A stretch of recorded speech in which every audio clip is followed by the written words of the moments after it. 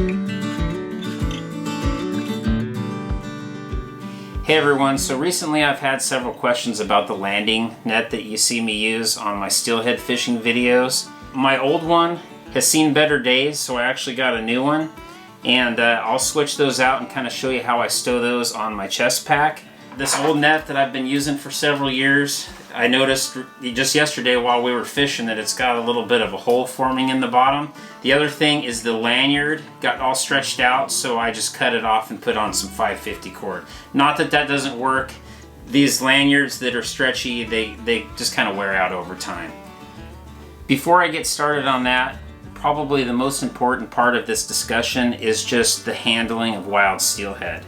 Using a net when you're steelhead fishing, it's kind of a catch-22. I know that recently I got some thumbs down on my mystery water steelhead video, and I know that some people probably weren't happy that I netted it, but that was one of those circumstances where I'd been fighting it for a while. It was a really big fish. I was by myself, and once I had the opportunity, I got her in that net. I tried to keep her in the water as long as possible, and even while I was measuring her, she kind of started flipping around. I just let her go. I didn't even get a distance on, or excuse me, a length on one of my best steelhead.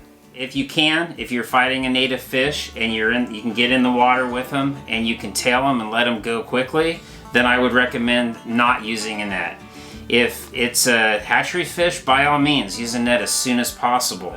Imagine being in the fight for your life, and right at the end of the fight, you get your head dunked under the water.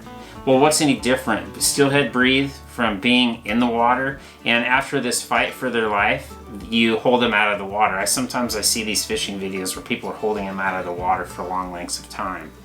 And if you've been following along with my videos, we keep the fish in the water. Yeah, we might bring it up just slightly for a quick pick, but we have the camera ready, and generally it's just like keep the gills in the water, keep the gills in the water. Okay, lift it up, click, click, click, back in the water, and we release that fish as soon as we possibly can. So there's a YouTuber up north from Oregon. His name's Captain Quinn, and he has some good content on his channel, and I found this video. I'll put a link above, but it's talking about catch and release and just mortality rates. And based on that video, he's saying that even if you try to do everything right, 5% of fish won't survive. And I've actually heard higher numbers than that, as much as 10%. I read an article a few years ago about steelhead mortality when you're catch and release fishing. And one of the things that I remember from that article was that steelhead's name is a misnomer.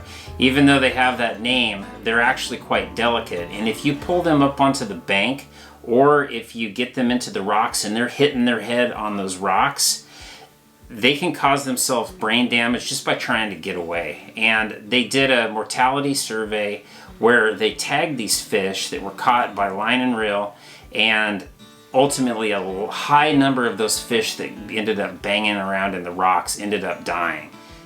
So I'm going to go ahead and switch this over and just kind of show you how I stow the net on my back.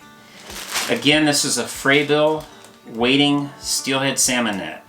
It's $27.99 at Cabela's and Amazon right now. I put the links down below, as well as the links to the magnetic release that I attached to my chest pack.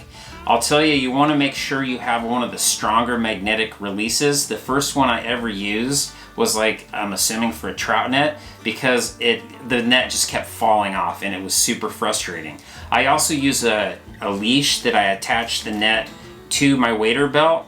That way, once I pick the steelhead up out of the basket, I just let my net go. And that way it just goes down and just floats in the river until I let that fish go, and then I can pull it back in. You've probably seen that on some of my videos.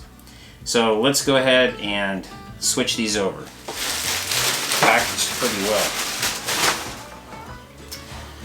All right. So what I do, go ahead and clip off the tag.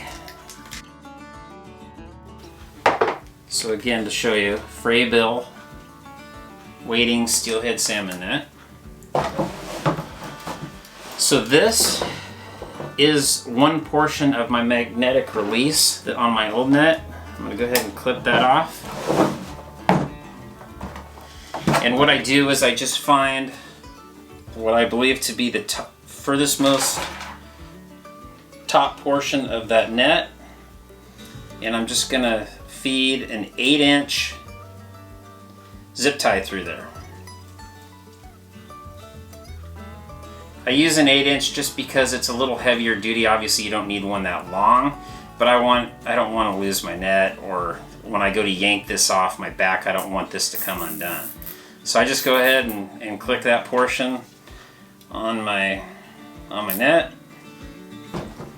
You can clip off this, obviously you don't want that hanging around.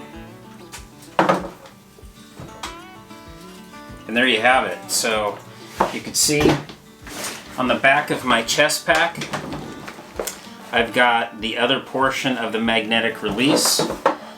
I clip that onto the back. I'll include some videos that kind of show how this system works in progress.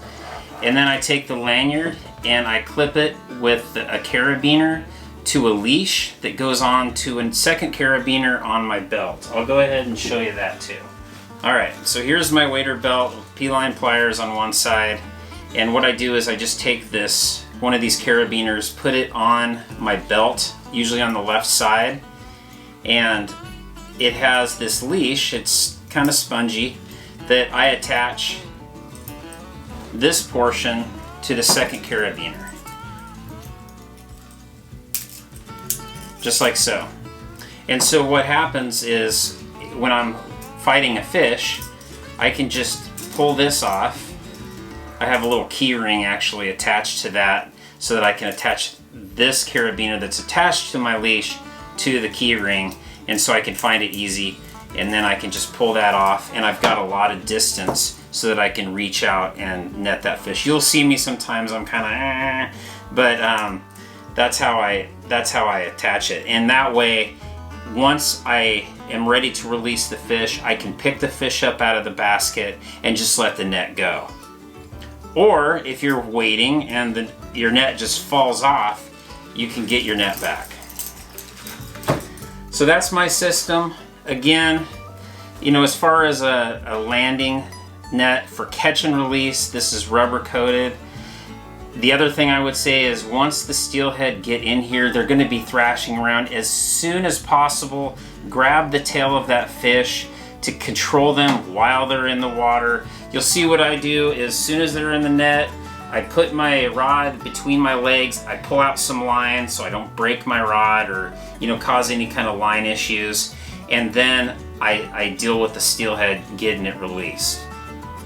So if this tip was helpful, make sure to hit subscribe, turn on the notification bell. I put out a new fishing video on Fridays at 6 p.m.